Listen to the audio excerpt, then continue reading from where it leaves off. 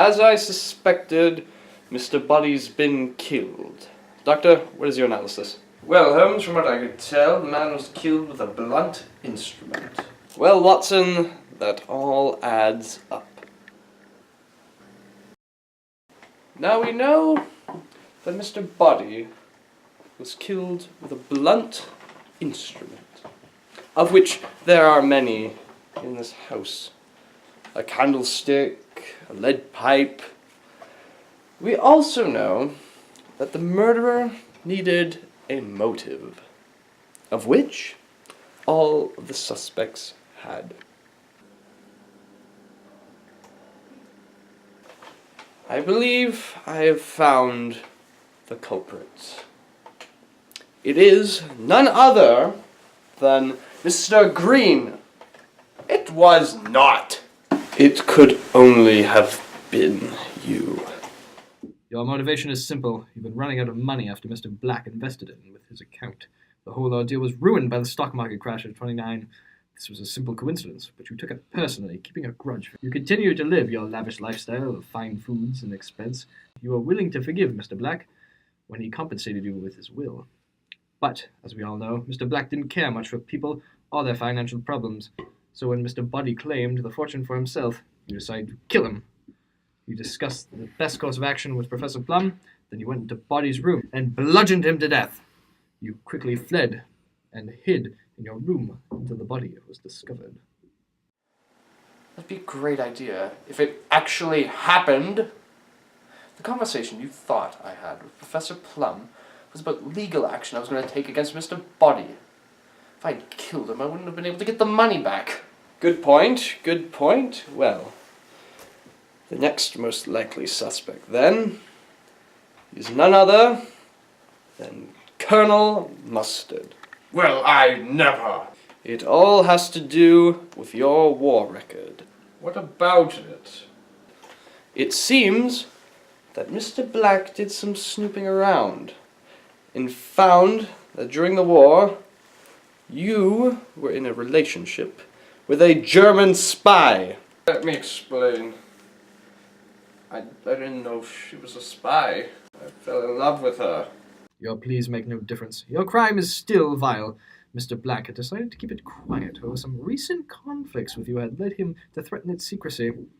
He went on to blackmail you, however he died just after sending the letter explaining everything.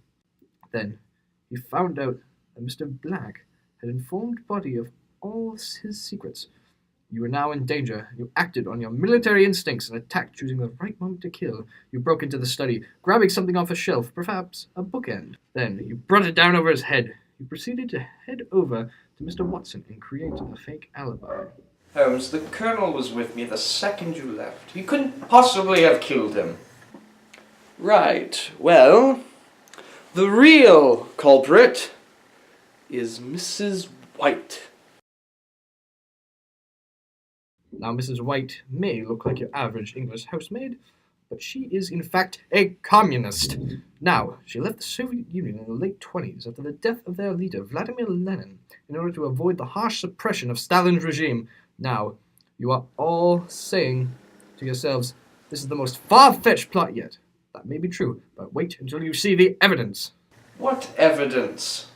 I found in your record collection a Soviet military orchestra record. Holmes, that's not evidence.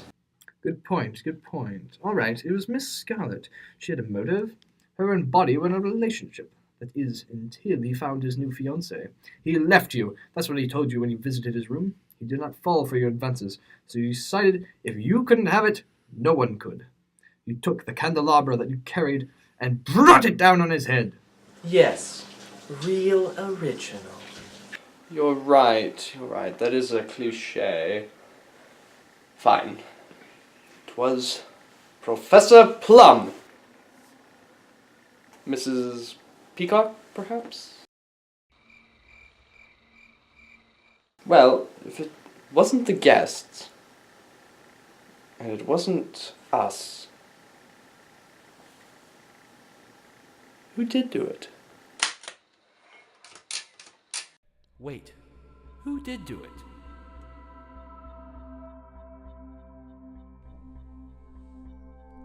problematic.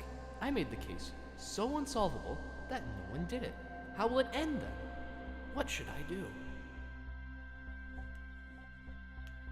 What would you do?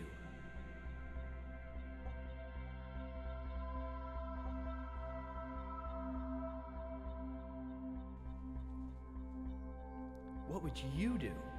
Wait, I know.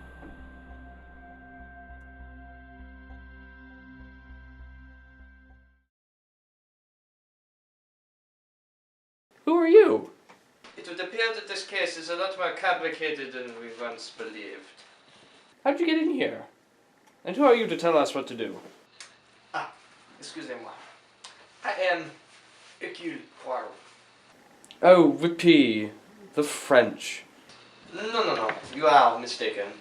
I am actually Belgian. However, you have a much darker past, Inspector, n'est-ce pas? Or should I call you Mr. Ripper? That's ridiculous. The greatest detective in history is the greatest murderer of all time? Pfft, what a plot twist. I do not believe so. In fact, it is the perfect cover, as it allows you to mess with the investigation. Yes, it seems that Mr. Birdie figured out that you are indeed the favorite killer, as did one of your failed victims, Mrs. Peacock, so you decided to eliminate them. You used your reputation to frame one of the other guests as the murderer, and in the end, keeping your identity secret. This all would have worked had Mr. Watson not assisted in creating alibis and poking holes in your theories. That's all well and good, but you have to catch me! Who are you now? Inspector Dick Tracy, Comic Police. You mean that cop from the funnies? No, I just deal with crimes that are ridiculous. You guys are all under arrest. You cannot be serious. This whole investigation is illegal since you neglected to inform the authorities. In the eyes of the law, you're all conspirators. And you're going to jail.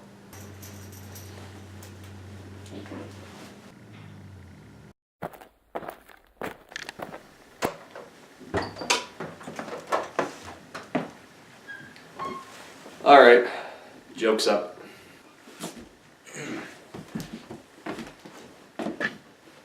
Should we tell them? Let's let them sweat a bit.